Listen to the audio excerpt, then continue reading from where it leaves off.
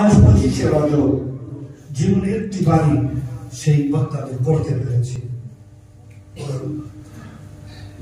দোয়া করি আপনাদের সকলকে এই 3 জন ইমামে মুসা কাসিমের জওয়ারে যে জিয়ারত ও দান এই খাদের শরীক হওয়ার তৌফিক দান করুন। আরেকটা দিন আসছে আজিজ, মৌসুমি শিয়াহত, শিয়াহত যে মায়ের গর্ভ থেকে শিয়াহত যে কবর পর্যন্ত শিয়া।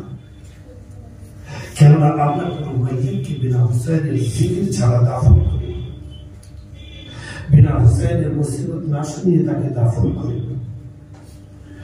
ভালো ইমামের নামের তালকিন না পড়িয়ে তাকে কবরে দাফন কমপ্লিট করি। কখনোই বয়াত করে না, আজ পর্যন্ত তারা চেষ্টায় আছে কিন্তু পারে না।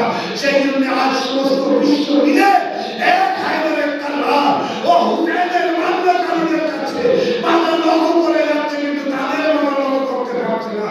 বাধা কাটছে কাটু, ইমাম বাংলাতে বমব্লাস্ট হচ্ছে হোক, সাধারণ উপরে বম্বিং করা হচ্ছে হোক, কিন্তু তাদের মাথায় নির্ণয় হচ্ছে না।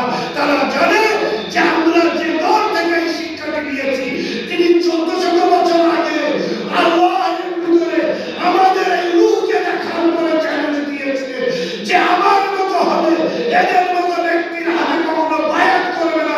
সেই জন্য আজ শিয়ানে হায়দারের কারণে সেইভাবে মাথা তুলে দাঁড়িয়ে আছে।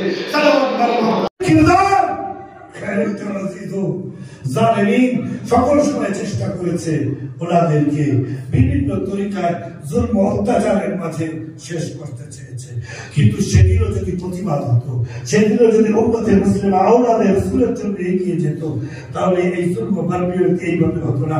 আজ মুসলমানদের এই বেগায়রাতি বেহিসি এদের রক্তে চলে এসেছে।